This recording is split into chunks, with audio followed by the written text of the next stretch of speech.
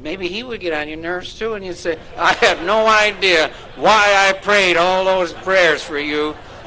So what, you were in a container for all those years. Man, you're a pain. Jehovah gave a promise at Jeremiah 3:15 to give shepherds in agreement with his heart who will feed his people with knowledge and insight. We as evangelizers repeat as witnesses what Jehovah God has shown us, what he has taught us, and certainly Jehovah blesses our efforts as we use his words, or his word in ways that benefit people as well as ourselves. Certainly we have wonderful life prospects set before us, and when we have that hope set before us and we live in harmony with it, it gives evidence of being equipped for every good work. We are under the loving supervision of the great evangelizer, Jehovah, the great shepherd, and his devoted evangelizing son and faithful witness, the fine shepherd. This grand educational activity is expanding until the knowledge of Jehovah covers the earth and the waters cover the very sea. And we rejoice in Jehovah's ministerial training and evangelizing schools. We serve humbly as vessels for honorable use within his organization and in ways that glorify and honor him to his praise.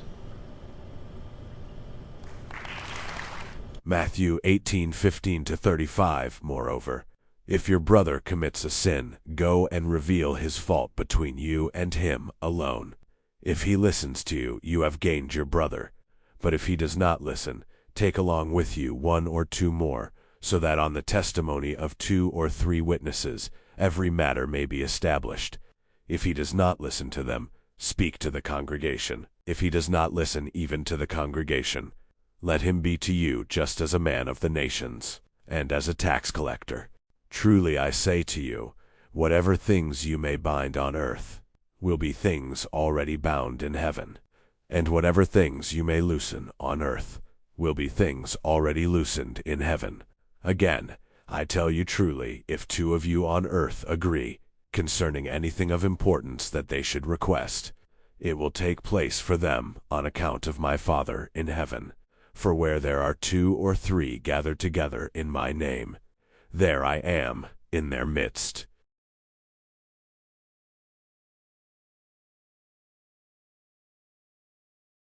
Then Peter came and said to him, Lord, how many times is my brother to sin against me, and am I to forgive him?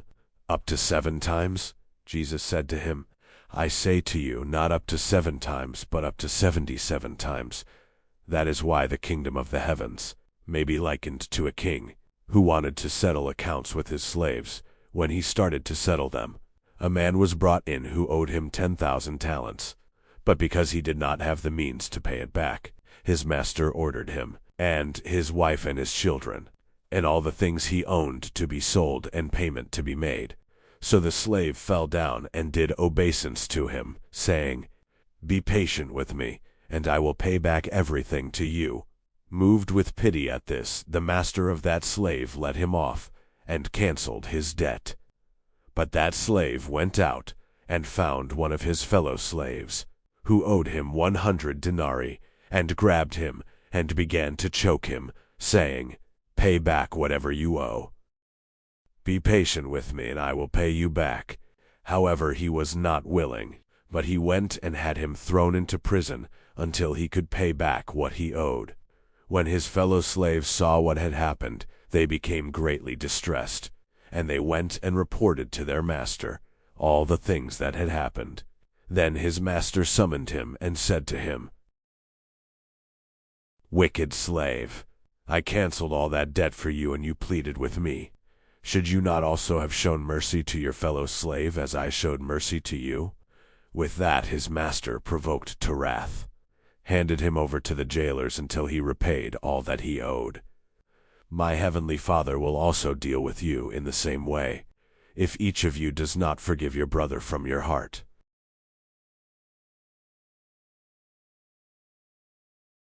In order to render Jehovah exclusive devotion, they refrain from saluting the flag of any nation.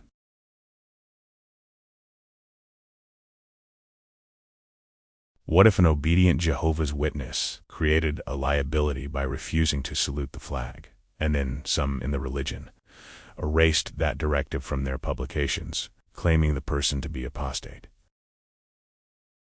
If that person faced loss by weaponized shunning and showed the religion's directive, and was charged with copyright for showing that very directive for which they were punished, on top of their institutional shunning as they tried to prove their obedience, what would ethical society say and do about that?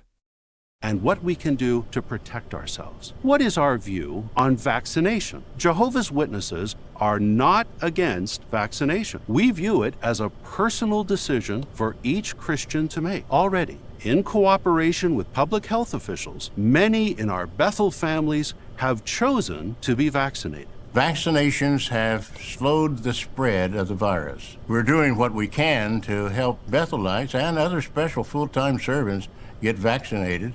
We're happy to report that about 50% of the worldwide Bethel family have been vaccinated so far. Here in the United States, more than 98% of our Bethel family have chosen to get vaccinated. Initially, it seemed impossible to obtain vaccines. Now, more than 80% of our worldwide Bethel family, that is more than 19,000 Bethelites, are vaccinated. And we are doing what we can to assist the branch offices that have not been able to obtain vaccines. Would Jehovah allow the governing body, the helpers, missionaries, a huge percentage of the worldwide Bethel family, and other full-time servants to engage in practices or receive a COVID-19 vaccine that would be harmful? We are convinced that Jehovah cares about the health and safety of his people, and that he will guide us, saying in effect, "This is the way, walk in it, you people." So many brothers and sisters have concluded that what works for the Bethel family is likely to work for them.